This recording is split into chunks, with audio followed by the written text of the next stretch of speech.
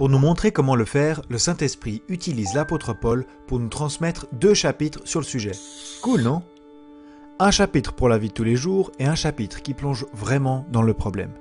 Les combats spirituels.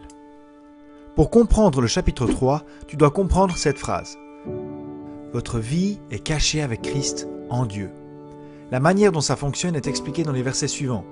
En premier, mourir avec Christ et en deuxième, ressusciter avec Christ. Ça signifie que notre vraie identité, notre moi, n'est plus ici sur la terre. C'est difficile à croire parce que nous sommes encore ici, physiquement, sur la terre. Mais spirituellement, nous sommes déjà dans les cieux. Imagine, ton pote va se marier dans quelques jours, mais son bonheur radie déjà autour de lui simplement par sa manière de regarder les autres. Tu te dis, lui, il est déjà en lune de miel dans sa tête.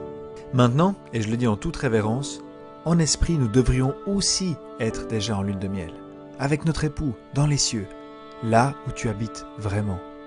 C'est ce que dit le verset « Recherchez les choses d'en haut ». Si en esprit tu es déjà dans le ciel, alors l'âme et le corps vivront également de manière céleste, et pas seulement extérieurement, mais avec plein d'énergie, parce que notre manière de penser influence nos actions. Les cieux règnent sur la terre, et c'est flagrant comme ces 2 versets le montrent. Les versets suivants continuent. D'abord, ce qu'il se passe spirituellement et ensuite comment nous devrions les appliquer pratiquement. Nous sommes morts spirituellement et donc nous devrions faire mourir nos membres pratiquement. Nous sommes ressuscités dans les cieux, donc nous devrions penser aux choses qui sont en haut.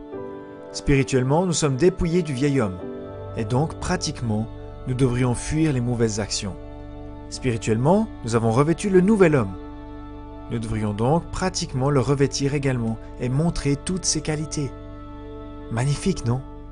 Deviens pratiquement ce que tu es déjà spirituellement. Les vérités célestes déterminent les comportements terrestres. Ensuite, tu peux voir encore plus concrètement comment ces vérités devraient s'appliquer dans les relations entre hommes et femmes, entre parents et enfants et entre maîtres et serviteurs. Aujourd'hui, on dirait plutôt employeur ou employé. C'est vraiment super pratique. Le maître ou l'employeur devrait se comporter correctement avec ses serviteurs ou ses employés parce que lui-même a un Seigneur dans les cieux, etc. Bien, il nous reste donc le chapitre 4 et il parle de combat spirituel. Et on peut seulement être victorieux si nous combattons en pleine connexion avec la tête qui est dans les cieux. Et ça se démontre tout spécialement par la prière. Un chrétien reste constamment dans la prière et à travers cela reçoit la sagesse d'en haut sur la façon de vivre le royaume de Dieu ici sur la terre. Pour terminer, l'apôtre nous donne une longue liste de personnes qui sont un exemple pour nous et qui nous encouragent à continuer. Dieu t'a aussi donné un service. La question est, dépends-tu du Christ glorifié? Où t'es-tu laissé aller?